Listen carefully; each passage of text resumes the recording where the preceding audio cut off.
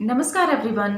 College शिक्षा विभाग राजस्थान ज्ञान दूत कार्यक्रम 2.0 में मैं डॉक्टर चंद्र कंवर आपका स्वागत करती हूँ।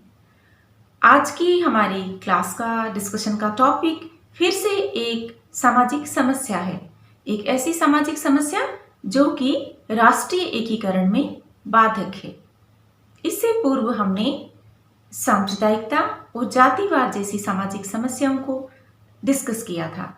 तो आज हम डिस्कस करेंगे क्षेत्रवाद की समस्या को, या हम जिसे रीजनलिज्म कहें। तो क्षेत्रवाद क्या है? देखिए, नाम से ही पता चल रहा है कि क्षेत्रवाद का तात्पर्य है अपने क्षेत्र के प्रति एक विचारधारा से प्रेरित होकर लगाव की भावना रखना। ये लगाव की भावना तो अच्छी बात है, क्योंकि अगर आप अपनी जमीन के प्रति, अपने क्षेत्र के प्रति, अपने राज्य के प्रति लगाव रखते हैं तो आप उसकी प्रगति, उसकी उन्नति के लिए कार्य करते हैं, जो कि अल्टीमेटली हमारे राष्ट्र की प्रगति में सहायक है। क्योंकि अगर हमारे देश का हर एक राज्य विकास करेगा तो अल्टीमेटली हमारे देश का विकास होगा और हम एक मजबूत और विकसित राष्ट्र के रूप में विश्व पटल पर अपनी भूमिका निभा पाएंगे। लेकिन समस्या तब उत्पन्न होती है जबकि क्षेत्रवाद की संकीर्ण भावना की वजह से व्यापक राष्ट्रीय हितों की उपेक्षा की जाती है। हम इस बात से भली भांति परिचित हैं कि भारत एक विविधता युक्त समाज है।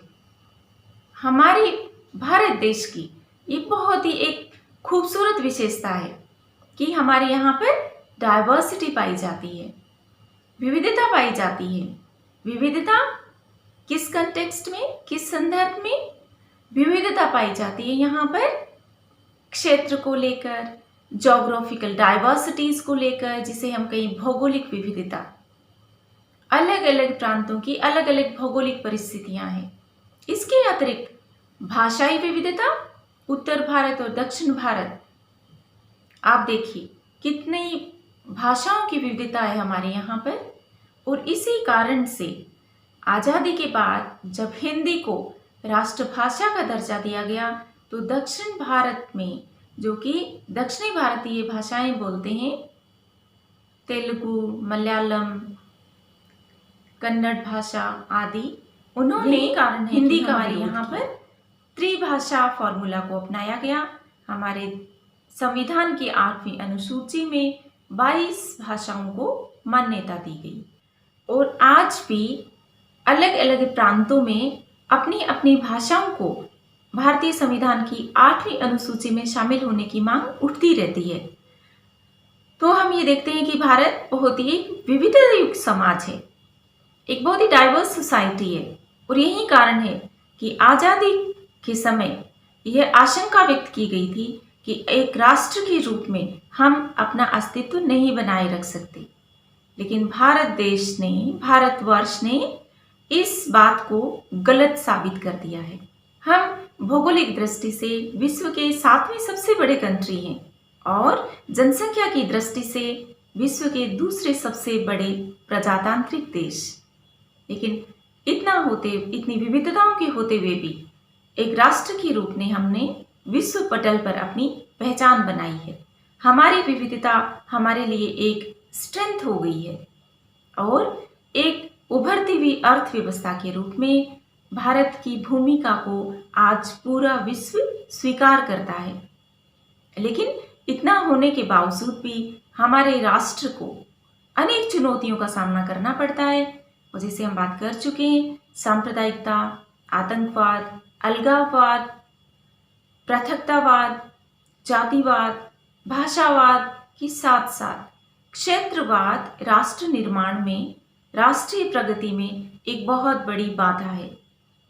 तो आइए हम डिस्कस करते हैं इस क्लास में कि क्षेत्रवाद क्या है, क्षेत्रवाद के क्या कारण हैं और क्षेत्रवाद के क्या दुष्परिणाम हैं और किस तरह से हम क्षेत्रवाद की समस्या से छुटकारा पा सकते हैं और हमारे देश को एक मजबूत और एकीकृत राष्ट्र के रूप में पहचान दिला सकते हैं।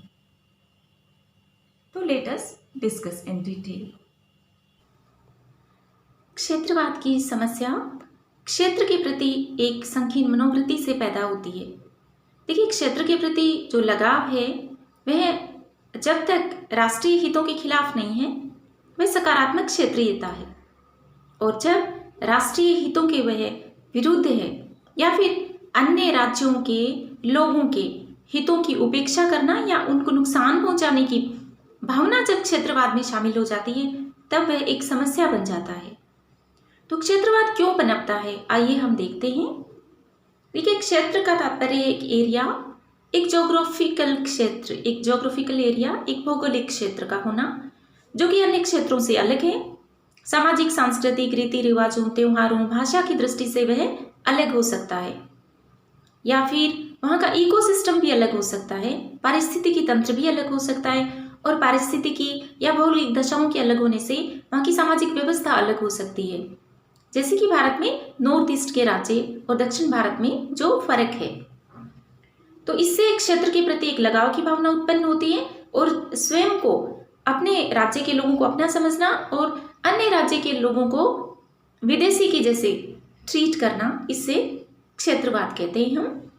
और इसमें एथनोसेंट्रिसिज्म की भावना शामिल है, मतलब स्वयं की संस्कृति के प्रति लगाव और अन्य संस्कृति को हीन समझना, अपनी नृजातीयता, संस्कृति आदि को उत्तम समझना। और इसमें सन ऑफ द सोइल की फीलिंग भी शामिल है, मतलब भूमि पुत्र की, कि हम यहाँ पैदा हुए हैं तो ये हमारा राज्य है और बाहर के लोग यहाँ नहीं जॉब कर सकते, अन्य राज्यों के लोग यहाँ पर नहीं आ सकते। इस तरह की भावना क्षेत्रवाद के नकारात्मकता को दर्शाती है। तो क्षेत्रवाद क्यों पनपता है? देखिए, क्षेत्रवाद क्षेत्रीय नियोजन के लिए, मतलब रीजनल प्लानिंग में अधिक ऑटोनॉमी चाहिए, इसके लिए पनपता है। प्रशासनिक स्वतंत्रता राज्यों को ज़्यादा चाहिए होती है, इसलिए भी उनमें क्षेत्रवाद की भावना आती है। आर्थिक हितों को लेकर, जैसे मान लीजिए किसी राज्य में नदियां हैं, वह दूसरे राज्य को नहीं देना चाहते, उनको लगता है नदी पर हमारा हक है क्योंकि हमारे राज्य की नदी है। अधिक स्वायत्ता को लेकर भी क्षेत्रीयता की भावना पनपती है कि एक स्टेट के रूप में हमारे पास अपने संसाधन है, हमारी अपनी गवर्नमेंट है, तो वो अपने आप को ऑटोनॉमी ज़्यादा चाहिए होती है ऐसे राज्यों को। फिर स्थानीय संस्कृति और भाषा के प्रति गर्व की भावना, दक्षिण भारत के राज्यों की हम बात कर सकते हैं, नॉर्थ ईस्ट की बात आप कर सकते हैं। अच्छा, ये जहाँ उदाहरण दिया है मैंने, NAFTA, north America free trade agreement, ये पॉजिटिव उदाहरण है किसका? क्षेत्रवाद का। ईस्टर यूरोपियन यूनियन, ये भी पॉजिटिव उदाहरण है। लेकिन खालिस्तान आंदोलन जो भारत में पंजाब में चला और ऑपरेशन ब्लू स्टार के द्वारा जिसे नियंत्रित किया गया, ये एक नकारात्मक क्षेत्रवाद का उदाहरण है, क्योंकि भारत देश से पंजाब अलग देश बनना चाहता था। या नागा आंदोलन की हम बात कर सकते हैं, इन्होंने भी नागा देश की डिमांड की। और गोरखालैंड भी एक क्षेत्रीयता का उदाहरण है। पश्चिमी बंगाल से सुभाष घिसिंग के नेतृत्व में गोरखालैंड की मांग की जा रही है, एक अलग राज्य की, क्योंकि वहाँ की स्थानीय परिस्थितियाँ अलग हैं। दार्जिलिंग पहाड़ी एरिया, वहाँ की जनजातियाँ, तो वो चाहती है उनको एक स्टेटहुड का दर्जा दिया जाए ताकि उनके क्षेत्र का अधिक विकास हो। तो ये सब कारण है क्षेत्रवाद के, लेकिन सबसे बड़ा कारण है अपने क्षेत्र के प्रति निष्ठा और अन्य क्षेत्र के लोगों को बाहरी या विदेशी की जैसे, बाहरी व्यक्ति की जैसे देखना। जैसे आपने कई बार अखबारों में पढ़ा होगा, महाराष्ट्र में उत्तर प्रदेश के लोगों को भैया कहना, यूपी या बिहार के लोगों का विरोध करना। इसी तरह से हमारे नॉर्थ ईस्ट में, आसाम में असम के लोगों और गैर असम के लोगों में आपस में संघर्ष। और उल्फा आंदोलन तो आपने कभी पढ़ा ही होगा, नहीं तो इन आंदोलनों को भी आप पढ़िए, इससे आपको ये टॉपिक और अच्छे से समझ में आएगा। अब हम क्षेत्रवाद की विशेषताएं देख लेते हैं। तो स्वयं के क्षेत्र के प्रति निष्ठा, ये बात हम क्षेत्रवाद क्यों उत्पन्न होता है वहां भी देखा था। तो विशेषताएं और क्षेत्रवाद क्यों उत्पन्न होता है, इसमें समानताएं हैं, क्योंकि स्वयं के राज्य के प्रति निष्ठा होना, अपने एरिया के प्रति, तो राष्ट्रीय हितों की उपेक्षा करना, इससे क्षेत्रवाद पनपता है। राजनीतिक आकांक्षाएं, वोट बैंक की राजनीति के कारण कई स्थानीय राजनीतिक दल हैं जो कि अपने राज्य की अधिक स्वायत्ता की मांग करते हैं या पृथक राज्य निर्माण की भी बात करते हैं। जैसे कि आंध्र प्रदेश में तेलंगाना मूवमेंट और तेलंगाना एक नया राज्य बना, या फिर महाराष्ट्र में शिवसेना एक स्थानीय दल है। इस तरह के और कौन कौन से स्थानीय दल हैं आप देखिए। क्षेत्रीयता निश्चित ही एक संकीर्ण मनोवृत्ति है, नैरो माइंडेडनेस है, ये बात हम कर चुके हैं, क्योंकि यह राष्ट्रीय हितों की उपेक्षा करती है और अपनी भाषा, अपनी संस्कृति के प्रति निष्ठा को दर्शाती है। स्वयं को श्रेष्ठ समझने की भावना है इसमें, और क्षेत्रवाद में पृथक्करण की भावना भी है। कई बार तो देश से ही अलग होने की बात उठने लगती है, फिर चाहे वह दक्षिण में तमिल प्रदेश की बात हो।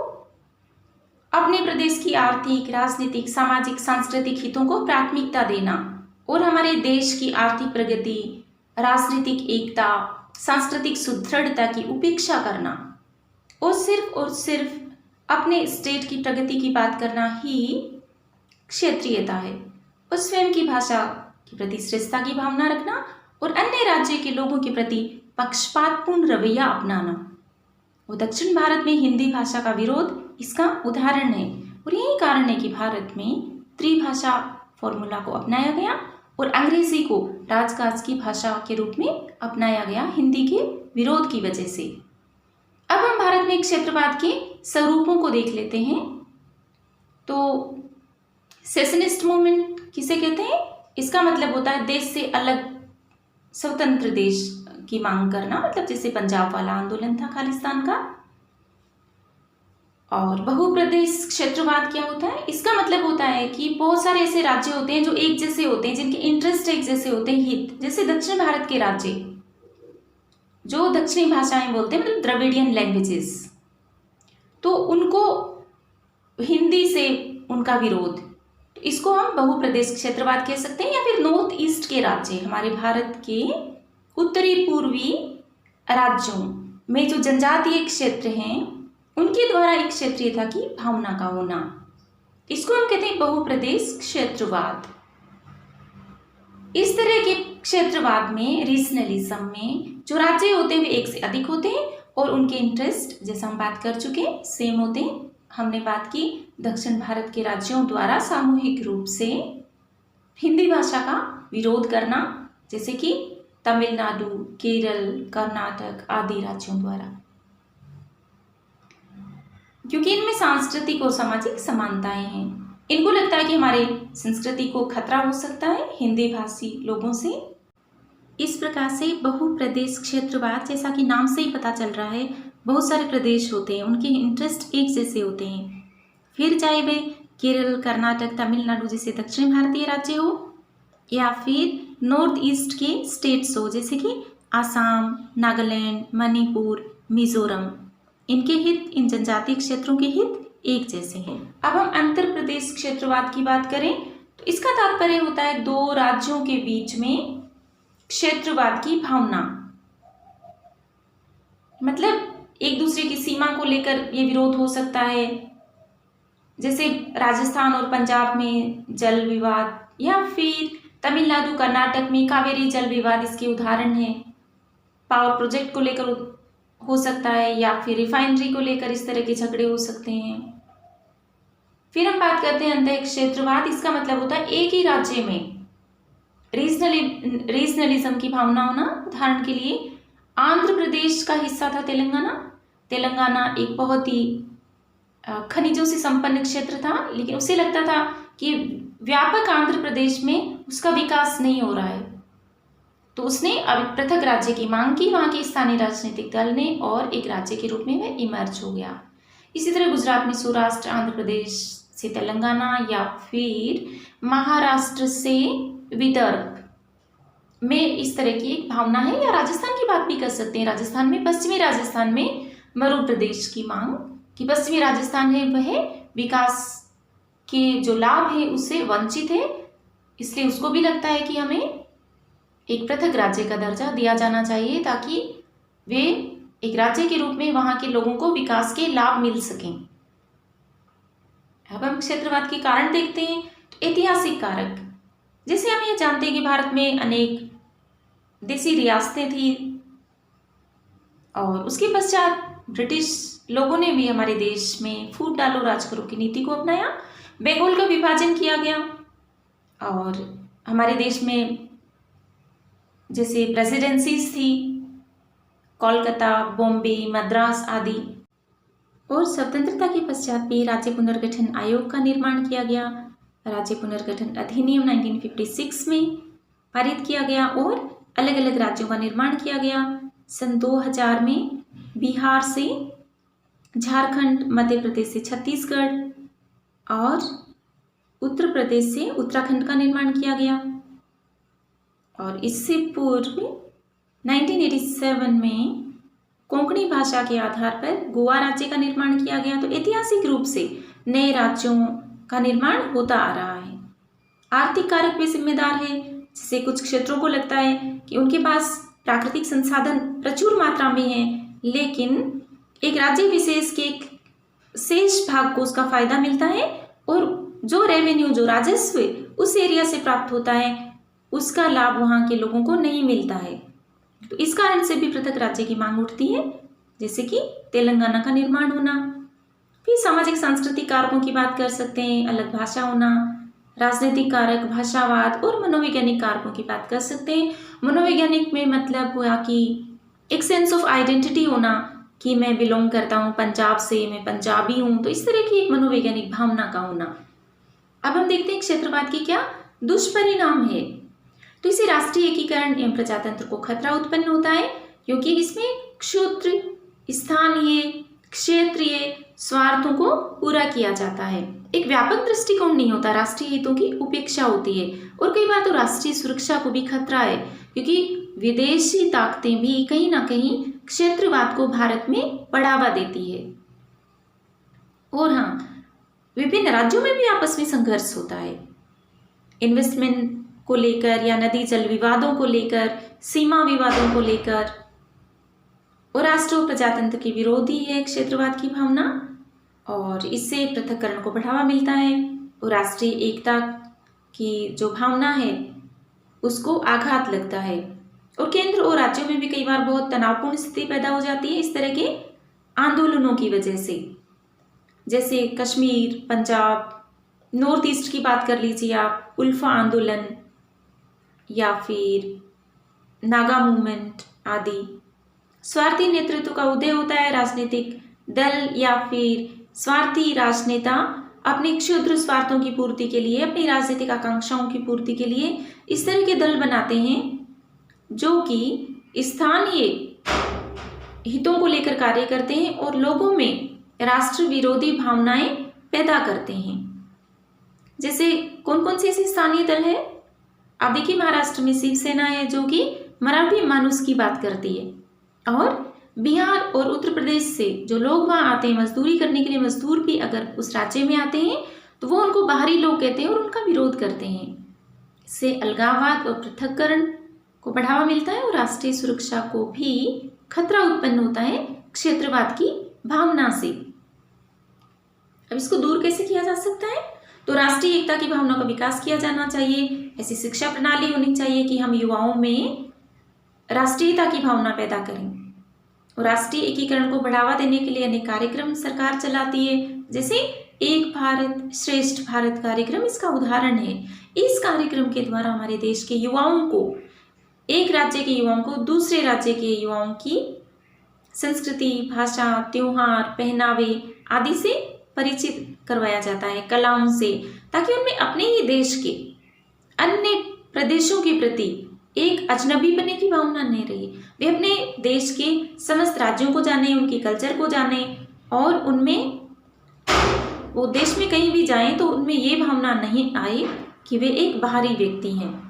क्योंकि कई बार आप देखते हैं नॉर्थ ईस्ट के लोगों को अपने ही देश में, दिल्ली जैसे प्रदेश में भी एक बाहरी व्यक्ति के रूप में देखा जाता है, उनके साथ अच्छा व्यवहार नहीं किया जाता है। तो इस तरह के कार्यक्रम चलाए गए हैं।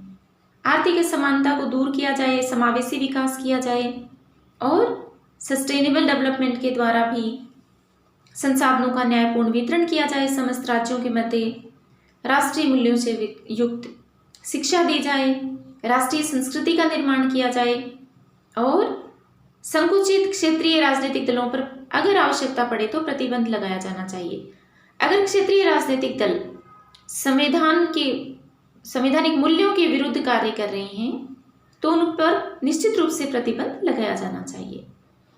यातायात एवं संचार साधनों का विकास किया जाना चाहिए ताकि लोग एक दूसरे राज्यों में आ जा सकें, और मीडिया और संचार साधनों की सकारात्मक भूमिका भी बहुत ही महत्वपूर्ण है।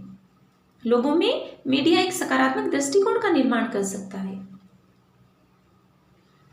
अब हम संवैधानिक और सरकारी प्रयासों को देखते हैं। तो अनुच्छेद 19 में अभिव्यक्ति की स्वतंत्रता के तहत एक राज्य के लोग अपने राज्य की डिमांड्स को, मांगों को, अपने राज्य की समस्याओं को राष्ट्रीय पटल पर रख सकते हैं, राष्ट्रीय सरकार को बता सकते हैं, मांग कर सकते हैं वे। अनुसूची 5 और 6 में हमारे जनजातीय प्रदेशों की स्वायत्तता की बात की गई है, उनके प्रशासन की बात की गई है, ताकि जनजातियों को ये न लगे कि उन पर शासन ऊपर से थोपा जा रहा है। अनुसूची 8 में जो हमारे राज्यों की विभिन्न भाषाएं हैं उनको संवैधानिक दर्जा दिया गया है, ताकि सभी राज्यों को एक ये लगे कि वे राष्ट्र की मुख्य धारा में शामिल हैं और उनकी भाषा का महत्व है। आर्टिकल 368 ये कहता है कि संविधान संशोधन में कम से कम भारत देश के आधे राज्यों का अप्रूवल होना जरूरी है, तभी संविधान में संशोधन किया जा सकता है। देखिए राज्यों की कितनी महत्वपूर्ण भूमिका है।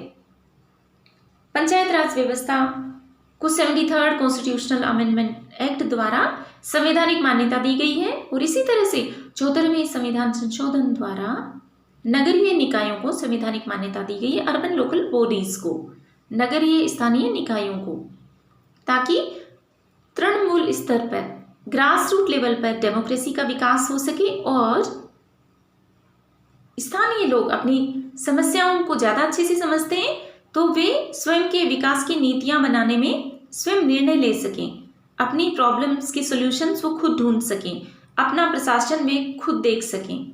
इसलिए लोकतांत्रिक विकेंद्रीकरण किया गया है।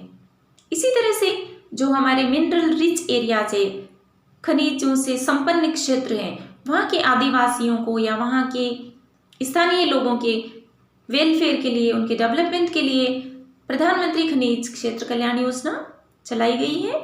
राष्ट्रीय एकीकरण परिषद की स्थापना भी 1961 में की गई, ताकि विभिन्न राज्यों को एक प्लेटफॉर्म पर लाकर और राष्ट्रीय एकीकरण को सुदृढ़ किया जा सके। अंतर्राज्यीय परिषदों की स्थापना की गई है आर्टिकल 263 के द्वारा। सरकारी आयोग ने इसकी सिफारिश की थी। पिछड़ा क्षेत्र विकास निधि का निर्माण किया गया है, ताकि हमारे देश के पिछड़े राज्यों और दुर्गम क्षेत्रों, पिछड़े हुए जिलों का विकास किया जा सके, उनके लिए स्पेशल फाइनेंशियल असिस्टेंस दिया जा सके। राज्य पुनर्गठन आयोग का निर्माण 1953 में और राज्य पुनर्गठन अधिनियम 1956 में पास किया गया, ताकि नए राज्यों की मांग को, अगर सही मांग है तो उसको जांचा जा सके और उचित कदम उठाया जा सके। क्षेत्रीय परिषदों का निर्माण, जोनल काउंसिल्स का निर्माण किया गया है, और EBSB जैसे कार्यक्रमों का संचालन, EBSB एक भारत श्रेष्ठ भारत जैसे कार्यक्रमों का संचालन, ताकि हमारे कॉलेज के जो युवा हैं, यूनिवर्सिटी की जो यूथ हैं, जो हमारे फ्यूचर सिटीजन्स हैं, वे हमारे देश के विभिन्न राज्यों को समझ सकें। मतलब अलग अलग राज्यों के यूथ आपस में इंटरेक्शन करें, आपस में अंतःक्रिया करें, हो सकता है इंटरनेट के माध्यम से ही करें, इलेक्ट्रॉनिक मीडियम से करें, लेकिन वे एक दूसरे को समझें। जैसे राजस्थान के युवा नॉर्थ ईस्ट में आसाम के युवाओं से उनकी भाषा सीखें, उनके त्योहारों के बारे में जानें, बातचीत करें, मीटिंग्स करें, तो इससे राष्ट्रीय एकता की भावना पैदा होती है। तो इस तरह से समस्त राज्यों के संतुलित, समग्र, समावेशी विकास के द्वारा पूरे देश का विकास किया जा सकता है और क्षेत्रीयता की भावना को समाप्त किया जा सकता है, और राष्ट्रीयता के मूल्यों को हमारे जो देश के लोग हैं, हमारे जो राज्यों के लोग हैं, उनके व्यक्तित्व में आंतरिकृत किया जा सकता है। तो आई होप आपको ये टॉपिक समझ में आया होगा और आप एग्जामिनेशन में इससे संबंधित सवालों का बेहतरीन जवाब दे पाएंगे, बेहतरीन उत्तर आप लिख पाएंगे। So thank you so much. जय हिंद।